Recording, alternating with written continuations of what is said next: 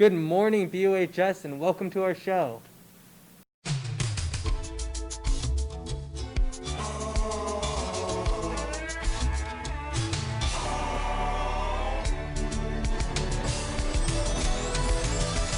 Whatever happened to the predictability?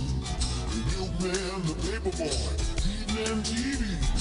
Did I get delivered here? Somebody tell me, please. So much confusing me. How green as the ever seen, and the bird knows no tree. Then a little voice inside you. Don't sell your dreams so soon.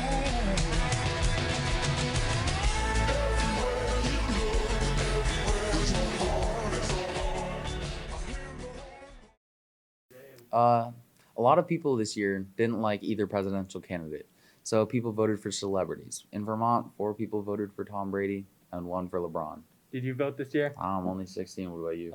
17. You got 2 more years on you. I got 1.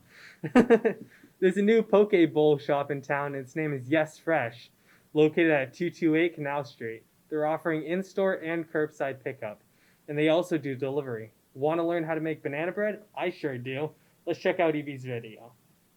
Hi everyone! Today I'm showing you how to bake banana bread.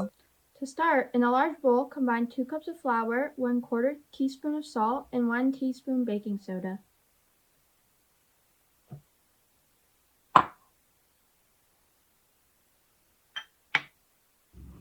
Then, in a smaller bowl, combine 1/2 cup butter softened, 3/4 cup brown sugar, 2 beaten eggs,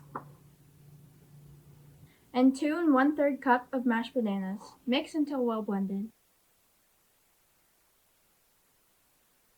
Once that's done, just stir the banana mixture into the flour mixture.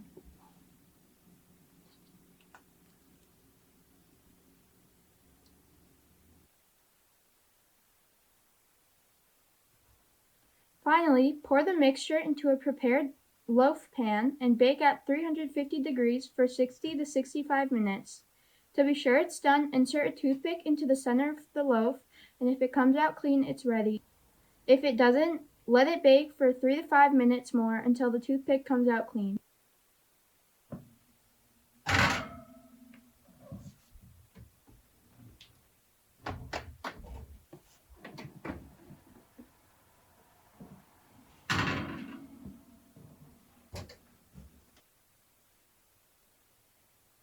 That's all for today. I hope you enjoyed this instructional video on how to bake banana bread. Is coming up, so you turkey lovers better be prepared for the coming weeks. It's important to maintain social distancing, so buying a turkey may be a good idea.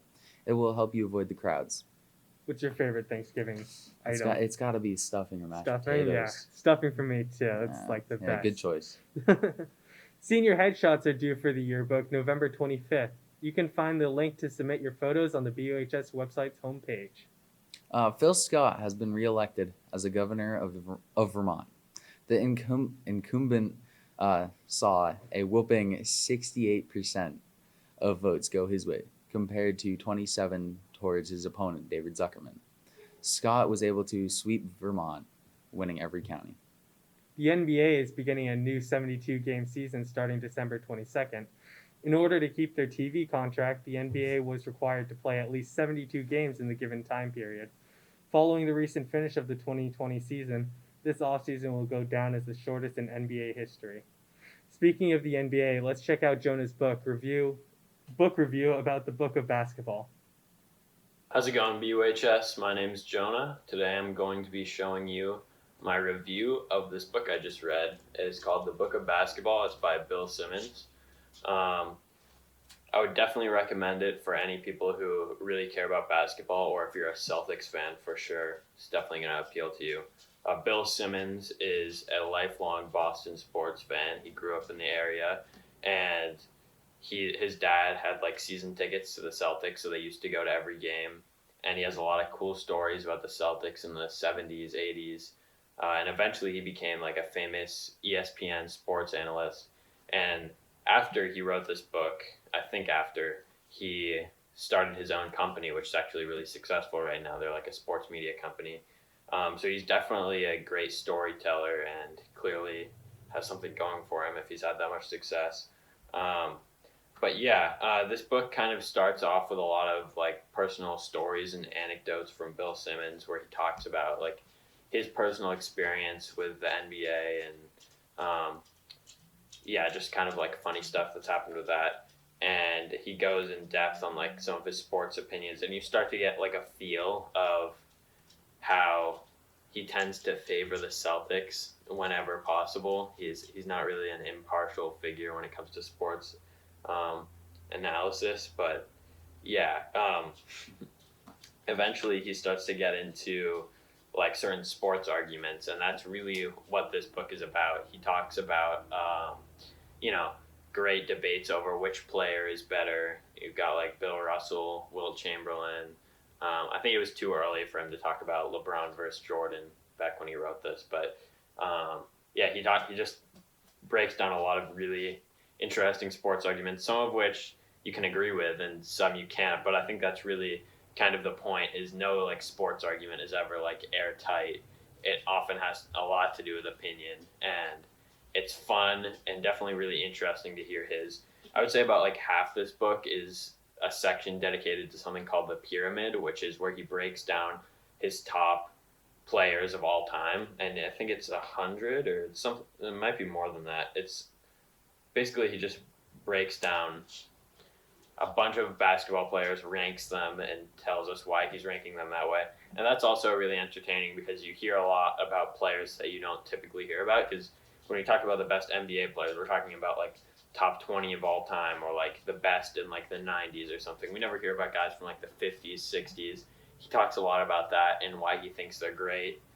And so it's really interesting. It's super informative if you care about basketball history. I would definitely recommend it. And yeah, definitely it's available basically every bookstore. So I'm sure people can order it. I think it's at the school library. So if you're interested in basketball, want to learn something, and have the time to break down this big thing, I would definitely pick it up. Out of 10, I would probably give this book, relative to other sports books I've read, honestly, like a 10. I know that it's definitely the best sports book I've read, and of course, those range from like narrative, autobiography, nonfiction like this, but it's really funny. It's got a great voice, good storytelling, and it's also really informative, and you feel like you're gaining something. So 10 out of 10, great job, Bill Simmons. Definitely pick this up if you like basketball. On November 9th, a couple hiking found a unique artifact in Ingersheim, Germany. A carrier pigeon from 110 years ago had dropped a message from Prussian officers on details of the military drills. In the Ingersheim area, when Alice was under control, the message is being displayed in the Ling Memorial Museum. In Boston, plans to bring children back to school have been halted as cases of the coronavirus climbed precariously. New virus clusters are emerging in Rhode Island, Connecticut, Maryland, and Pennsylvania. In New York City, the number of new cases each day now average more than 500 for the first time since June. Now over to Aaron with this weekend's weather. Hey guys, this is your 3-day forecast. So on Saturday, it's going to be partly cloudy, a high of 46 and a low of 21. On Sunday, we got a 100% chance of rain, a high of 46 and a low of 37. Monday, partly cloudy, a high of 45 and a low of 28. Now back to the desk. Thanks, Aaron. The junior high classes at Marlboro Elementary School are in quarantine due to a positive COVID test from one of the students, November 8th. The family is also being quarantined alongside with the staff and students. The Patriots barely pulled off a win on Monday Night Football against the 0-8 Jets. Cam Newton finally showed up and led the Patriots down the field in the final 50 seconds for the game-winning drive. The Patriots are now 3-5. Now let's learn how to chop some wood with Henry. Hello and welcome. Today I'm going to be teaching you how to chop kindling. As the seasons get colder, you need something to start your fire. So today, I'm going to be giving you some tips and tricks on how to chop kindling. So basically, you want to get your wood here. You want it to be a little dry. Don't want wet wood. Basically, you're just going to wail on it. All right, that's a little chunk there. You got to make this one smaller though, so kind of got to whittle it down here. There we go. Oh, that didn't work. There we go. We got some nice chunks of kindling now. We got to rinse and repeat that a couple times and we'll have enough to make a fire here.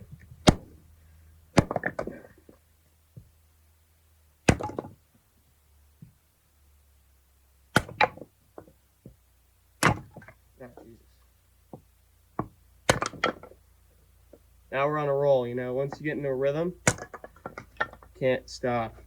Gotta keep cutting. Thank you for joining my special on how to chop kindling. I hope you can use this in the future when you need to make a fire because you're cold. Come back to this video and it'll help you.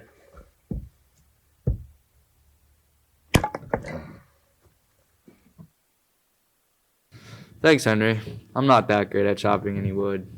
On another note, today is Friday the 13th. According to History.com and Wikipedia, Friday the 13th is an unlucky day because superstition arose in the Middle Ages, originating from the story of Jesus' Last Supper and crucifixion. The seating arrangement at the Last Supper is believed to have enforced a long-standing Christian superstition that having 13 guests at a table was a bad omen, specifically that it was counting death. On that note, enjoy your Friday the 13th and have a good weekend. We are closing with a video I made of my fall lacrosse practices. Bye.